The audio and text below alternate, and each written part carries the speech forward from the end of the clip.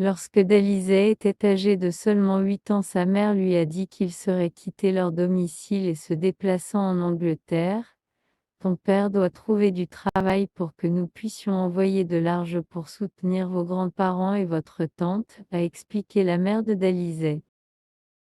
La jeune fille ne voulait pas quitter sa maison à Manille, ce qui est une très grande ville dans les Philippines, et elle était très triste quand sa mère lui a dit cette nouvelle. Mais qu'en est-il de mes amis, a demandé Dalizet. Je ne connais personne en Angleterre et je serai tout seul. Sa mère a assuré Dalizet que ça allait être une aventure passionnante pour les trois d'entre eux et que Dalizet serait rencontré beaucoup de nouveaux amis quand elle a commencé l'école en Angleterre. Dalizet n'a pas été convaincue par des mots aimables de sa mère. Elle aimait sa maison et elle aimait aller à l'école où elle savait que tous les enseignants y avaient beaucoup d'amis déjà.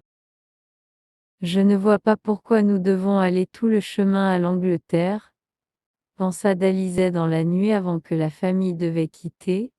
Je ne sais rien à propos de l'Angleterre, je ne parle même pas très bien anglais et je serai tout seul. Cette dernière réalisation a fait la jeune fille encore plus triste et qu'elle souhaitait de tout son cœur qu'elle pouvait rester à Manille avec sa tante ou ses grands-parents. Le voyage a été très long et Dalizet a été submergé par le grand avion et tous les gens se précipitaient à propos de l'aéroport. Quand la famille est enfin arrivée en Angleterre, tout semblait étrange et elle était sûre que tout le monde la regardait. Les bâtiments dans la ville de Birmingham étaient grands et gris et Dalizet ne se sentent pas à l'aise à tous. Le premier mois passé en un éclair que la famille a trouvé une maison pour y vivre et le père de Dalizet est allé à la recherche de travail pour qu'il puisse envoyer de l'argent au reste de la famille aux Philippines. La jeune fille était très solitaire, et même si sa mère a joué des jeux avec elle et l'a pris à explorer. Dalizet manquait ses amis beaucoup et ne pouvait pas empêcher de penser qu'elle était tout seule dans la nouvelle ville.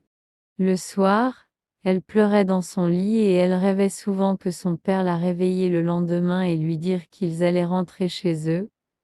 Mais chaque matin Dalizet réveillée et a réalisé qu'elle ne pourrait jamais rentrer à la maison plus jamais. Un matin, alors qu'elle mangeait son étrange petit déjeuner de céréales avec du lait, rien comme son petit déjeuner habituel de Sinangag qui a été fait du riz avec des œufs délicieux, Dalizet apprit qu'elle serait allée à l'école. Ce sera tellement agréable pour vous de sortir de la maison et de rencontrer de nouveaux amis, dit sa mère. Mais Dalizet n'a pas été heureux d'entendre ces nouvelles, elle a raté ses amis à la maison, et même si elle ne voulait sortir de la maison plus. Elle avait peur d'aller à l'école parce qu'elle ne connaissait personne. Dalizet avait vu beaucoup d'enfants que sa mère et elle a exploré la ville de Birmingham mais aucun ne lui avait parlé et elle ne parle pas beaucoup l'anglais qu'elle savait va être difficile à l'école.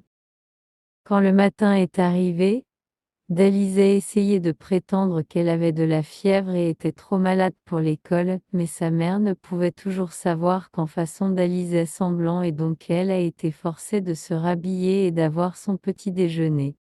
Dalizet et sa mère marchaient main dans la main tout le chemin vers les portes de l'école où ils ont été accueillis par un enseignant appelé Memuri. L'enseignant était très sympathique et a salué Dalizet à l'école et dit à sa mère qu'elle ne pouvait venir chercher sa fille à nouveau à 3 heures. La matinée passée dans un flou que Dalizet a été présentée à plus d'enseignants et beaucoup d'enfants qui ont tous souri et a dit bonjour. Dalizet ne comprenait pas beaucoup de ce qui a été dit à elle, mais il a été expliqué que, dans l'après-midi, elle allait à une classe spéciale avec d'autres enfants qui avaient déménagé en Angleterre de partout dans le monde. Lorsque Dalizet arrivait à la salle de classe plus tard cet après-midi, elle a frappé à la porte et entra à l'intérieur. Elle était très nerveuse et aussi très fatiguée de cette longue journée de rencontrer des étrangers. Mais quand elle marchait, Elle a été accueillie avec un grand sourire de Mahmoud qui était en provenance du Pakistan. Entrez, Dalizé, dit le professeur sympathique aujourd'hui. Nous lisons un livre intitulé Puss in Boots et plus tard, nous allons jouer à des jeux et de la peinture. La jeune fille a remarqué que tous les enfants dans la salle de classe étaient très différents les uns des autres. Il était un garçon du Zimbabwe et deux filles en provenance de Pologne. Il y avait une fille plus âgée de l'Albanie et un garçon qui était encore plus jeune que Dalizé qui a dit qu'il était de l'Iran. Et à sa grande surprise, assis à l'arrière de la salle de classe avec une copie de Puss in Boots jointe dans ses mains, était une jeune fille appelée Luningning qui était également en provenance des Philippines. Viens ici et asseyez-vous à côté de moi, cria Luningning qui était aussi surpris que Dalizé. Les deux filles sont devenues des amies instantanées comme Luningning explique tout sur l'histoire de Puss in Boots et comment ils ont appris à améliorer leur anglais avec Mahmoud qui était le meilleur professeur dans tout le monde entier. Cet après-midi, Dalizé parlait à chacun des enfants de la classe, et même si elle ne comprenait pas toujours ce qu'il disait, elle savait une chose est sûre, tous les enfants étaient venus en Angleterre pour commencer une nouvelle vie. Et même si on a parfois peur d'être dans un endroit où vous ne parliez pas la langue, il y aurait toujours quelqu'un autour de qui aiderait, et peu importe où vous êtes allé dans le monde, vous ne trouverez toujours un ami.